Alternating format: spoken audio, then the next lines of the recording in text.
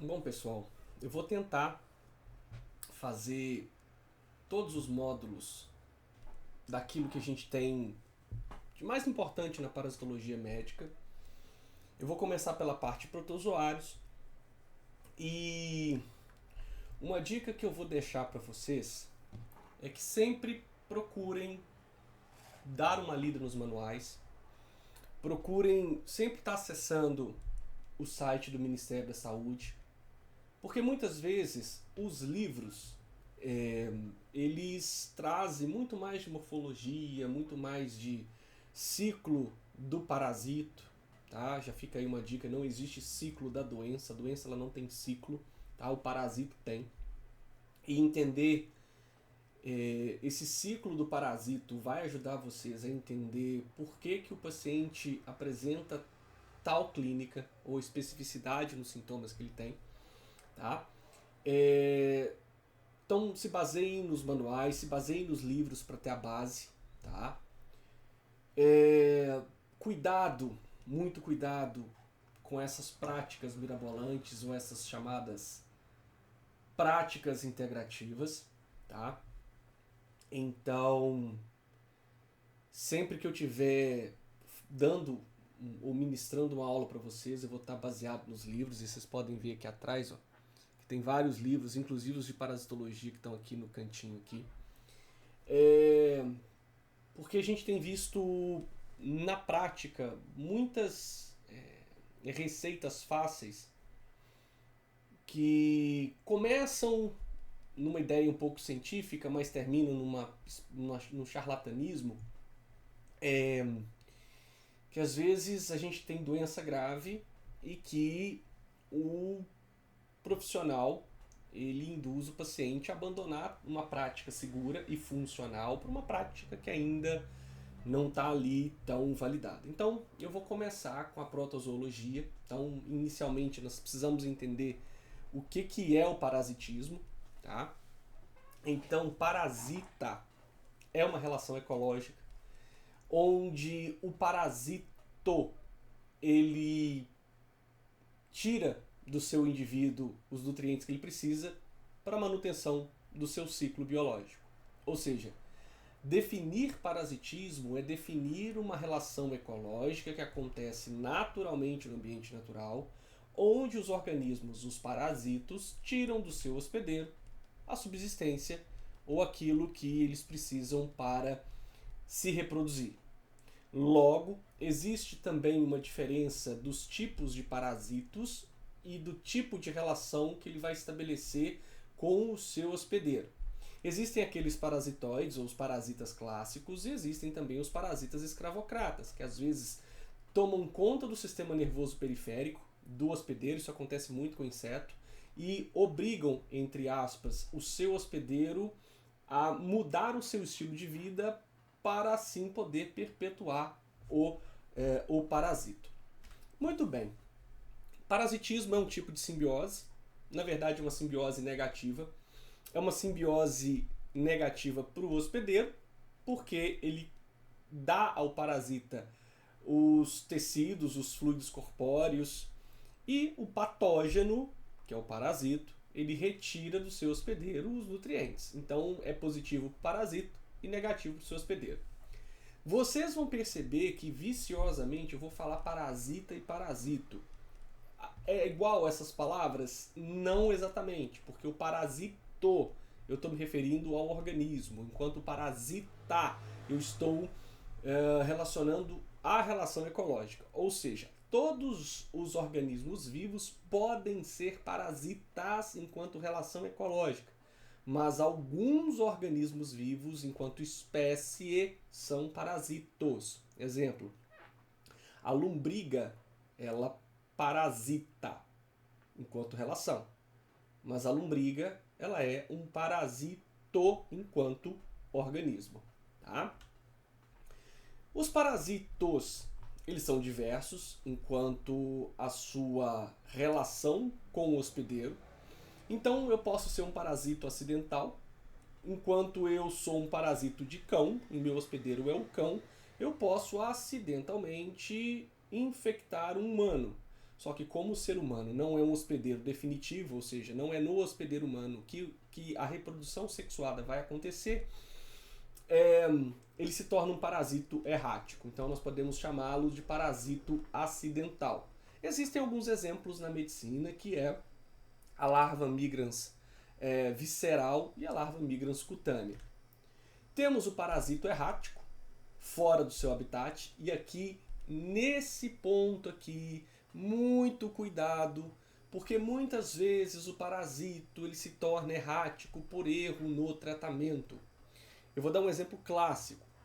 Existe uma planta que, se perguntem aí os seus avós e os seus parentes mais velhos, né, ou às vezes a mãe vai lembrar da avó e tudo mais, existia uma planta chamada erva de Santa Maria.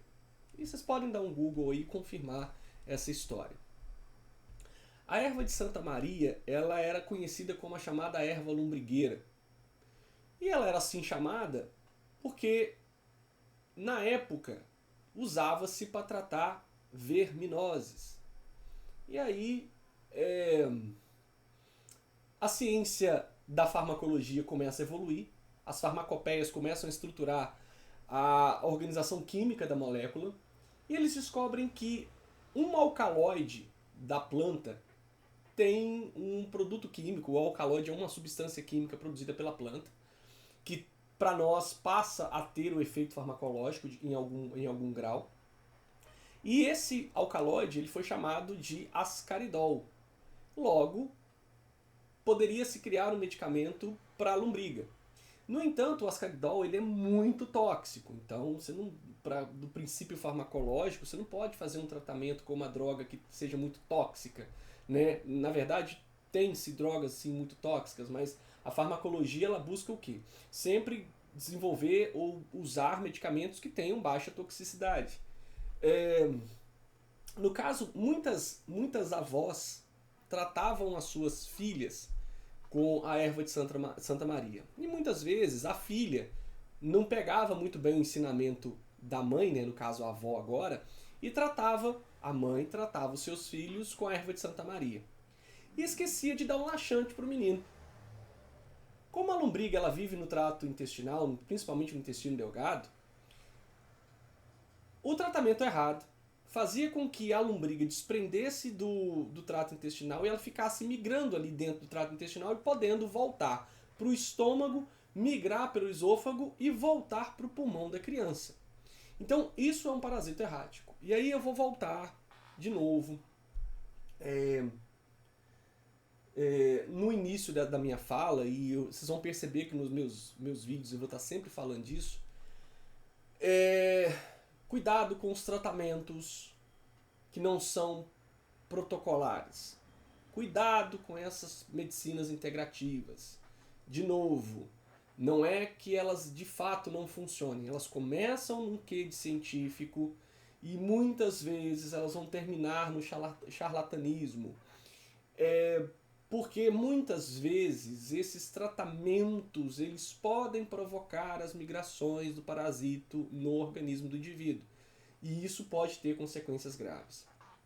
Temos o parasito estenoxênico, que ele infecta espécies de vertebrados muito próximos, por exemplo, o plasmódio tem nos macacos, tem nos símios, por exemplo. Temos gênero plasmódio e espécies de plasmódio em primatas da Mata Atlântica. Temos o parasito eurixênico, que ele vai infectar espécies de vertebrados muito distantes, como o Toxoplasma gondii, no caso a toxoplasmose com o gato, a ave, o carneiro. Temos os parasitos periódicos, que são aqueles que são transmitidos por mosquitos, e aí nós temos a dengue, né? Um exemplo clássico é a dengue. E temos o parasito facultativo, que ele pode ou não parasitar. E aí esse pode ou não parasitar, muitas vezes pode estar relacionado à característica imune do indivíduo. Então vocês vão perceber que muitos parasitos que causam doenças, eles de fato se tornam facultativos, porque a pessoa em áreas de baixa endemicidade, onde você tem ali altos graus de contaminação, de novo, pode parecer confuso isso que eu disse, mas uma área de baixa endemicidade tem casos, tem muita transmissão. o que acontece é que as pessoas pegam diuturnamente e repetidas vezes que elas desenvolvem uma imunidade mais duradoura. Isso faz com que essas pessoas não se tornem casos, porque elas não vão apresentar sintomas da doença. Então, cuidado com esse conceito. Áreas de baixa endemicidade têm doença, mas tem poucos casos notificados porque eu não tenho pessoas doentes. Talvez, se fosse feito um inquérito amostral, eu poderia ver que eu tinha muitos casos, mas eu não tenho muitos sintomas. Então, muitos parasitos facultativos, eles podem ou não parasitar, tá? Um exemplo, né, de um parasito errático, né, como exemplificado no slide anterior, é aqui a larva migrans, né? Então aqui é todo o caminho por onde a larva passou. Isso aqui não é a larva, tá? Elas são pequenas, mas elas geram esse caos aqui, né? E o tratamento é feito com pomada tópica aqui. Ao contrário da dracunculíase, que é um parasito oriundo muito da África, a dracunculíase, que não é um parasito errático para nós, porque ela é endêmica naquelas regiões africanas, a larva ela pode ter ali 1,5 m, 2 m, então você remove em algumas áreas mecanicamente. É um tratamento? Não, mas é uma forma de você erradicar o parasita da pessoa, né? Agora aqui, onde está essa seta aqui, em todo esse bolo aqui, esse ovo aqui, nós temos aqui, nessa criança, uma outra larva micras. Então, se vocês observam que elas estão no pé, muitos podem concluir que a transmissão foi feita por onde? Pelo solo. Logo, uma medida preventiva é não andar com os pés descalços, principalmente em areias onde nós temos a presença daqueles cães vadios, né? Que as políticas de vigilância sanitária elas não são tão eficazes, né? Aqui um outro exemplo, tá? Então essa bolha que ela pode ser removida, porque aqui nós temos também não só a larva, mas também a gente tem infecção. Então essa bolha ela pode ser removida, ela pode ser limpa, ela pode ser limpa e se tornar asséptica, né? O parasita ele é degradado pós-tratamento, tá? Então tá aqui um outro exemplo, então essa mesma mão, tá? Temos o parasita heterogenético, que ele vai ter alternância de geração, como o plasmódio, né? Então a gente tem os gametocitos, o hipnozoito, o esporozoito, o taquizoito, o bradizoito, então são alternâncias de vida do mesmo parasito. Temos o parasito heteroxênico, que ele vai infectar vertebrado e invertebrado. Exemplo, leishmaniose, malária, exemplo, dengue, né? O monoxênico, um hospedeiro único, podendo ser só o vertebrado ou só o invertebrado. E o monogenético, que é o predomínio de uma única fase. No caso da lombriga, fase larval. Então vocês percebam que um único parasito ele pode ter várias dessas classificações. E existem vantagens de pensar num parasito tirando a sua subsistência e relacionar isso ao ambiente onde ele vive. Então nós temos os endoparasitos, que podem viver no sistema vascular ou sistema intestinal, e os ectoparasitos, que vivem do lado de fora do seu hospedeiro. Exemplo, piolho, pulga e carrapato. Então existem aqui algumas vantagens do endoparasito e do ectoparasito e algumas desvantagens. E aí podemos ver que, no caso do ectoparasito, ele tem fácil dispersão. Basta a gente pegar em áreas onde as pessoas vivem aglomeradas, tipo creche, orfanatos, até mesmo instituições asilares, e um piolho em uma pessoa vira um surto de piolho nas pessoas que estão ali próximas. Ele está salvo do sistema imune do hospedeiro, não obrigatoriamente da resposta imune, né? Mas do sistema imune como um todo, sim. Agora, o endoparasito, né? Ele tem facilidade de alimentar, então ele consegue obter os nutrientes do próprio hospedeiro, né? E de certa forma o hospedeiro que lute. E aí a sintomatologia, por exemplo, anemia, se dá muito pelo efeito mecânico, o efeito espoliador do parasito, né? Ele está protegido do meio externo. E ele é mais seguro contra inimigos. Então, se vocês inverterem essas variáveis, vocês vão ver as desvantagens desses ecto e dos endoparasitos. Então, ou seja, o ectoparasito está vulnerável aos inimigos naturais, ele está exposto aos fatores físicos e químicos do meio, então, por exemplo, shampoo, né, a lavagem, a radiação, e a alimentação é mais difícil. Né? Não que um piolho não tenha o couro cabeludo só para si, mas quando ele exerce o hematofagismo, ele acaba gerando coceira e pela coceira o hospedeiro consegue remover. No caso dos endoparasitos, eles estão mais vulneráveis ao sistema imunológico do hospedeiro, ele tem difícil dispersão. Então, ao longo da vida, né, os parasitos eles vão adquirir adaptações contra o hospedeiro, enquanto o hospedeiro também adquire uma resposta contra o parasito. Então, esse é um mecanismo coevolutivo de defesa e contra-defesa. Logo, se nós pensarmos na defesa que o parasito tem, ou que nós também desenvolvemos, o parasito consegue ter defesa do sistema imune, embora o sistema imune também se defenda contra o parasito. O sistema bioquímico do parasito frente ao sistema bioquímico do hospedeiro são mecanismos de defesa para ambos. O efeito das defesas na escolha do parceiro. Nós estamos relacionando que, na natureza, muitos indivíduos doentes apresentam uma clínica sugestiva da doença e, aos olhos da fêmea ou do parceiro sexual, isso é uma forma de inibir a copulação, né, e a não reprodução.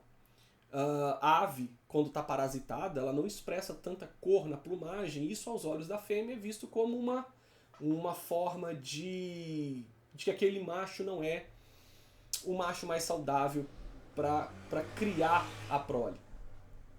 A contradefesa, né, que se nós defendemos o parasito, ele contradefende.